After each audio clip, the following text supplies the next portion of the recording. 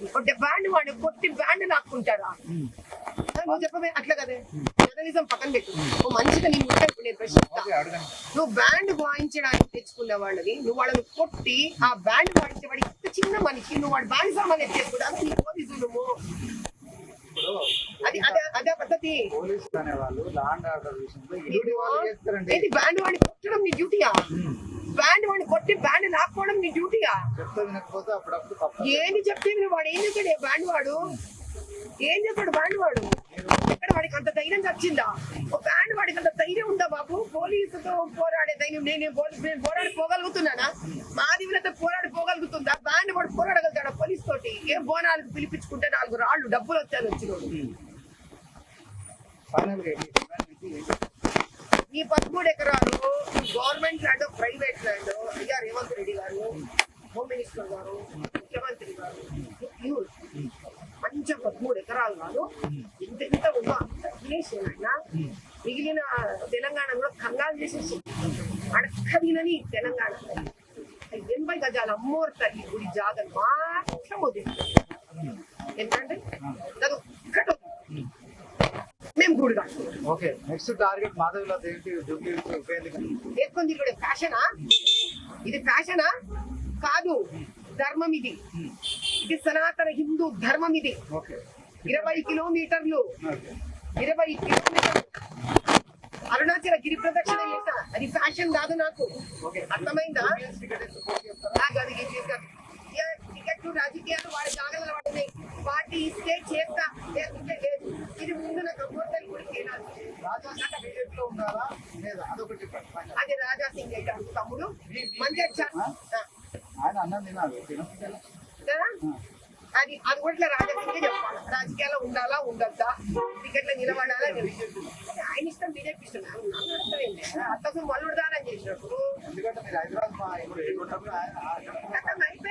హైదరాబాద్ ఎంపీగా టికెట్ ఇచ్చింది అయిపోయా.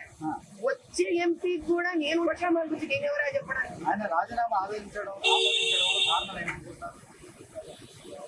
మంచి టైం పాస్ కావాలి. ఈరోజు మంచి టైం పాస్ ఎత్తుకొని వచ్చినావు కాబట్టి నువ్వు ఆయన టైం పాస్ టైం అంతా తాగేసుకొని అది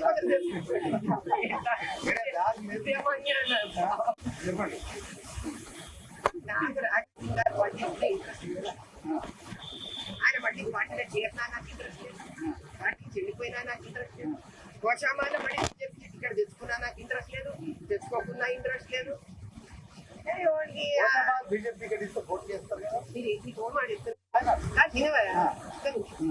అండమాన్ నికోబార్ ఐలాండ్స్ వెళ్ళి నన్ను బీజేపీ నిలబడమన్నా నిలబడతా, కాశ్మీర్ లో వెళ్ళి నిలబడమన్నా నిలబడతా. ఆ జార్ఖండ్ మూల ఉంటది బంగ్లాదేశ్ దగ్గర, ఆడ నిలబడమన్నా నిలబడతా. నాకు ఫరక్ పడదు. కేరళ కిందకి వెళ్ళి నిలబడమన్నా నిలబడతా. రాష్ట్రంలో అధికారంలో కాంగ్రెస్ పార్టీ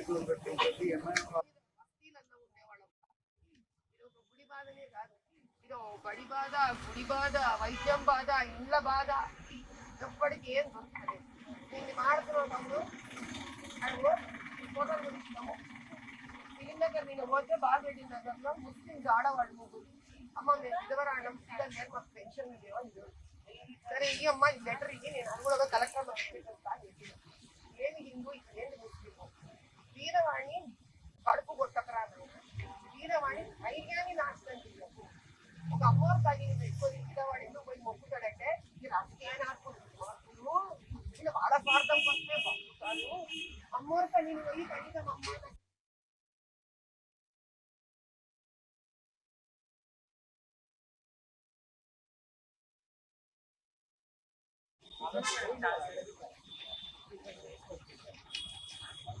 మళ్ళీ అది పెద్దమ్మ గుడిలో వివాదం రగులుతూ ఉంది. ఆ ఇష్యూని ఎంత ఒక సొల్యూషన్ తీసుకొచ్చేటువంటి ప్రయత్నం చేసినా హిందూ సంఘాలు బీజేపీ మాత్రం దాన్ని పెద్ద మొత్తంలో ఆందోళన కొనసాగిస్తూ ఉన్నారు. ఈరోజు బోనాలు సమర్పిస్తామంటూ బీజేపీ హిందూ సంఘాలు బోనాలు సమర్పించకూడదు అంటూ మాత్రం పోలీసులు ఏం జరగబోతా ఉంది. ఈరోజు అమ్మవారి టెంపుల్ దగ్గర మనతో బీజేపీ మాధవులతో ఉన్నారు. మీరే పిలుపునిచ్చారనుకుంటా బోనాలు జరపాల్సిందే అని. మీ పిలుపు మేరకు ఈరోజు రాష్ట్ర వ్యాప్తంగా హైదరాబాద్ వ్యాప్తంగా బోనాలు జరపడానికి మహిళలంతా ముందుకు వస్తూ ఉన్నారు. మిమ్మల్ని మాత్రం అడ్డుకుంటున్నారు. ఒక్క మాధవీలతను అడ్డుకుంటే ఏమవుతుంది అయ్యా? వందల వేల లక్షల మాధవీలతలు మొత్తం రాష్ట్రం అంతా బోనాలు ఎత్తుతారు ఈరోజు. మాధవీలత అంటే ఒక వ్యక్తి కాదు, ఒక ఉద్యమం. మాధవీలత అంటే ఒక వ్యక్తి కాదు, ఒక ఆలోచన. మాధవీలత అంటే ఒక వ్యక్తి కాదు, ఒక శక్తి. అది నేనుండక్కర్లే, ప్రతి స్త్రీల మాధవీలత ఉంది. అది ప్రతి స్త్రీ తెలుసుకుంటే అయిపోయి. మాధవీలత అవసరమే తెలంగాణకే ఉండదు ఇంకా. అర్థమైందా తమ్ముడు? కాబట్టి ఈరోజు బోనం ఆగదు. మాధవీలత ఉండక్కర్లేదు ఆడ. మాధవీలత లాగా ప్రతి మనిషి తయారే బోనం ఎత్తుతాడు ఆడ. సాల్ పిలుపు విజయవంతం అవుతుంది అంతే. నేను ఎత్తినంత తృప్తి వచ్చేస్తుంది నాకు. నేను బోనం ఎత్తి నా నెత్తి మీద పెట్టుకొని నాకేదో 4 ఫోటోలు తీసుకొని నా ఇన్స్టాగ్రామ్లలో పోస్ట్ చేసుకునే రిక్వైర్మెంట్ నాకు లేదు నాయన. ఈ బోనం ఈ రోజు ఆగకూడదు. మాధవీలత ఆరోగ్యమే బాగాలేదు, నిన్న మొన్న చూసాం పడిపోయే స్థితిలో ఉంది. ఇప్పుడు కావాలని ఎందుకు ఆ బోనం అంశం అనేది మళ్ళీ తెరపైకి తీసుకొచ్చారు? కావాలని ఏం తెలియదు, మారు బోనమయ్యా ఈరోజు. మళ్ళీ ఈరోజు బోనం ఎత్తాలి. అక్కడ విగ్రహమే లేదు కదా. పరబ్రహ్మ స్వరూపమయ్యా అమ్మవారు. నువ్వు అసలు ఇంకా తత్వంలోకి పోయినావంటే రూపమేది అమ్మవారికి. రూపము లేని శక్తి ఆమె. అర్థమైందా? అమ్మవారిని పెకిలించినము, ఏదో భూమి కబ్జా కొట్టేసుకున్నాము అని చంకలు గుద్దుకొని విర్రవీగే నాయకులందరికీ నువ్వు శక్తిని కదిలిచ్చినావు వాడ. ఆ శక్తి లేనిదే శివుడే శవమయ్యా. నువ్వు శవమైతావు ఏదో ఒక దినం నాడు. అంటే ఎందు పనికి రాకుండా తయారవుతావు ఏదో ఒక రోజున. శక్తినే కదిలిచ్చినావు నువ్వు. ఆ శక్తిని నువ్వు అక్కడి నుంచి తీసేసినంత మాత్రాన శక్తికి శక్తి లేకుండా పోదు కదా. బస్తీలో ప్రతి స్త్రీ ఒక శక్తి అయి నిలబడుతుంది. తెలంగాణ రాష్ట్రం అంతా శక్తి అయి నిలబడుతుంది. బోనాలు ఎత్తి తీరుతుంది ప్రతి స్త్రీ. ఆ ప్రతి స్త్రీలో నేను ఉన్నానని తృప్తి పడతా. ప్రతి బోనం ఎత్తిన స్త్రీ నేనేనని ఆనందపడతాను. పోలీసులు ఈడ ఆపేసిండొచ్చు ఈరోజు. ఇది నేను బోనం ఎత్తడం గురించి కాదు, తెలంగాణ ప్రజలు బోనం ఎత్తడం. ఏ అమ్మోర్ తల్లి గుడి కూలగొట్టినారో ఆ గుడి కోసం ఆ బంజారా హిల్స్ బస్తీ వాళ్ళు బోనం ఎత్తడమే ముఖ్యం నాకు ఈరోజు. ఓన్లీ మాధవీలత పైన ఈ ఆంక్షల ఆంక్షలు పెట్టారు. నాకు తెలిసి నన్ను ఒకదానే చేసినట్టున్నారు. ఎందుకంటే నాకు టైటిల్ ఉంది కదా, ఫైర్ బ్రాండ్. అది నన్ను అలో చేస్తే అది ఇంకా వేరే లెవెల్లో నడుస్తుంది కదా బోనము. అందరు ఇంకా ఫుల్ జోష్లో వచ్చి ఇంకా పెద్ద భారీ ఎత్తున చేస్తారు కదా. బోనం చేస్తే ఏమవుతుంది? కాన్సన్ట్రేషన్ 10 ఎకరాల మీద పడుతుంది. గప్చుగా పెట్టబెడ సర్దుకున్నట్టు ఇలా పోదాం అనుకున్నారు. 13 ఎకరాలు. నేను వచ్చేసరికి అసలు 13 ఎకరాల విషయం బయటపడే. గుడి ఎందుకు కూలగొడదామన్నారో బయటపడే. అర్థమైందా నాయన? సో ఇప్పుడు నేను బోనం కూడా ఎత్తిపోయి తిరిగినాం అనుకో, అక్కడ పోయి ఇక విషయం మొత్తము దేశవ్యాప్తం అయిపోయి రచ్చ రచ్చ అయ్యి 13 ఎకరాలు ఎవడు తింటున్నాడు, ఎంత తింటున్నాడు, ఎవరికి ఎంత కట్టుంది, ఎంత అమ్ముకుంటున్నారో, ఎందుకు కూలగొట్టాల్సి వచ్చింది ఇది అని ఒక్కొక్క ల్యాండ్ మాఫియా బయటకు వస్తుంది నాయన. ఏం డిమాండ్ చేస్తారు మీరు ప్రభుత్వానికి మాధవీలత తరపున? మీరు ఏ ల్యాండ్ మాఫియాలన్నా చేసుకోండి, ఏ భూములన్నా తినండి.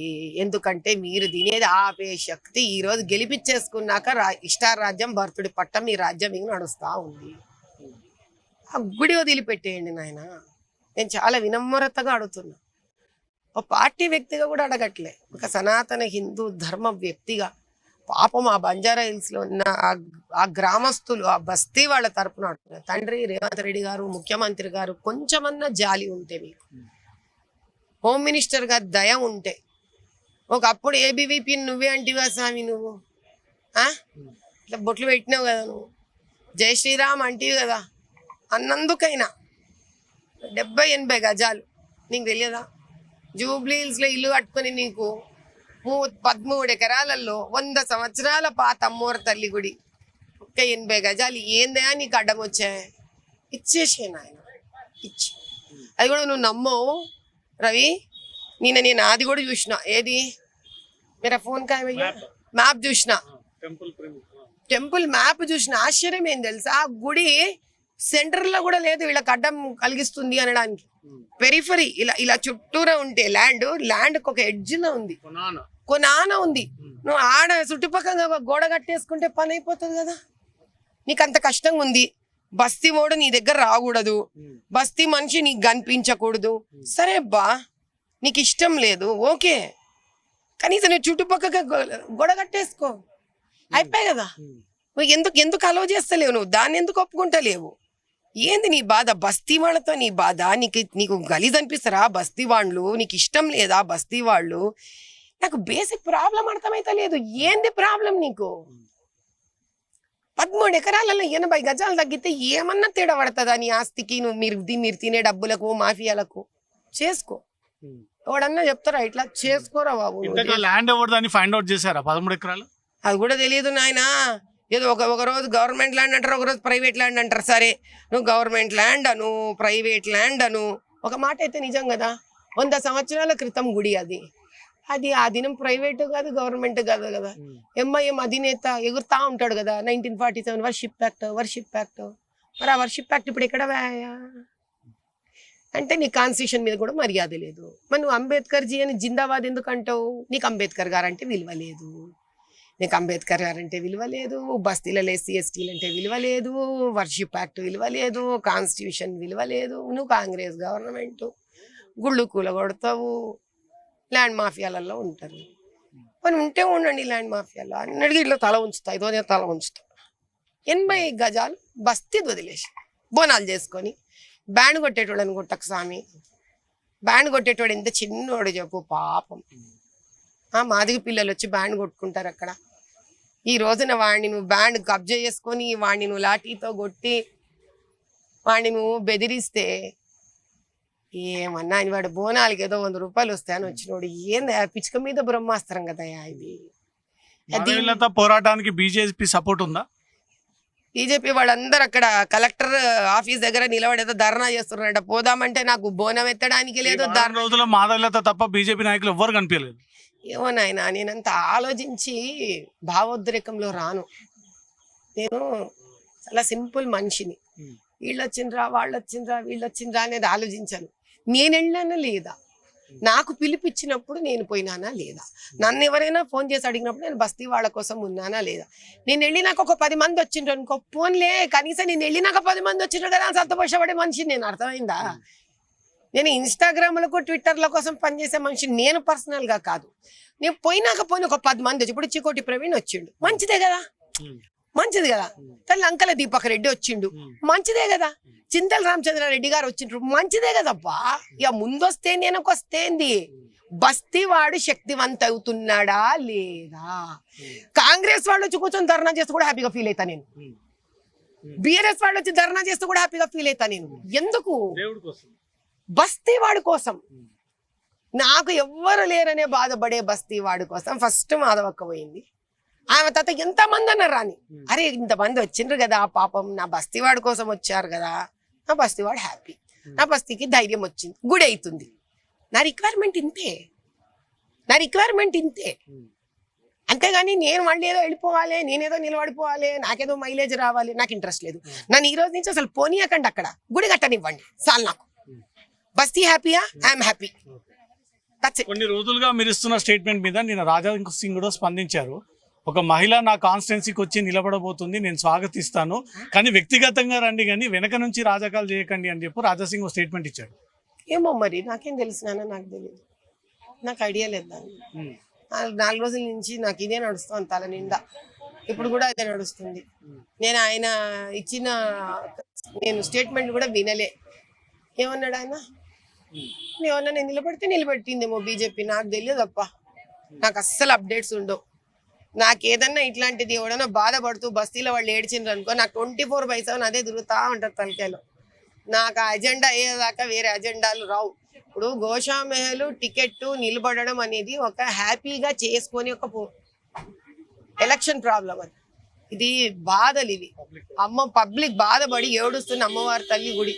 ఇది నా తలకాయలో తిరుగుతున్నప్పుడు అట్లాంటివి నాకు బ్రెయిన్కి ఎక్కవు. నాకు పోన్లే పాపం, ఆయన ఏదైనా చెప్తే చెప్పిండేమో రాజాసింగ్ గారు. ఓకే, బీజేపీ ప్రత్యేకంగా మీ పైన కొన్ని ఆంక్షలు విధించింది.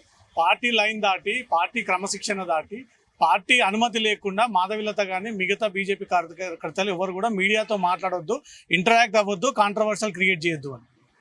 అలా ఏం చెప్పలేదు. మీకు ఎవరు చెప్పింది? బీజేపీ పార్టీ నుంచి ఒక మెసేజ్ రిలీజ్ చేశారు. ఏంటి మాధవీలత అని పేరు పెట్టిండ్రు? అందులో అధిష్టానం అనుమతి లేకుండా ఎవరికి పెట్టిండ్రు? ఎవరు కూడా కాంట్రవర్షియల్ క్రియేట్ అంటే ఎవరు కూడా అంటే పార్టీలో మాధవీలత ఒక్కతే లేదు కదా. వాళ్ళు చెప్తావయ్యా ఏదో మాధవీలత అని టైటిల్ కొట్టి టైప్ చేసినోడు చెప్తున్నాను. పార్టీ ఏం చెప్పింది? Other than spokes person. పార్టీలో ఎవరు కూడా మాట్లాడకూడదు, మాట్లాడవలసి ఉంటే మేము మీకు చెప్తాము మాట్లాడండి అని. మాధవీలత ఒక్కదానికి ఎందుకు ఉంటుంది? అందరికి ఉంటుంది. అందరికి ఉంటే నోరు మూసుకొని అందరమే వినాల్సిందే. That's it. అలా తప్పేముంది? రైట్. బోనం ఎత్తుతున్నారా ఎత్తట్లేదా ఈరోజు? నన్ను ఎత్తనియదు. మా పోలీసు ఫ్రెండ్స్ అందరూ అన్నదమ్ములు అక్క చెల్లెళ్ళు నా శ్రేయోభిలాషుల లెవెల్లో నా ఇంటి ముందు నిలబడి నన్ను ఎక్కడికి కదలేని ఎక్కడికైనా బోనం అయితే ఎత్తుతుంది ఆడ. మాదివిలత ఉన్నా మాదివిలత ఉండకుండా బోనం మొత్తం ఎత్తుతారు వాళ్ళు అక్కడ. 100% ఎత్తుతారు, ఎత్తి తీరాల్సింది. ఈ రోజు పిలుపునిచ్చినటువంటి నేపథ్యంలో ఖచ్చితంగా బోనం ఎత్తి తీరుతాదు. అది మాధవిలత కాకపోయినా నేను ఇచ్చినటువంటి బస్తీ వాసులందరూ కూడా ముందుకొచ్చి ధైర్యంగా ఈరోజు ఆ బోనాల కార్యక్రమాన్ని నిర్వహిస్తారంటూ మాత్రం మాధవిలత చెప్తా ఉంది. Camera person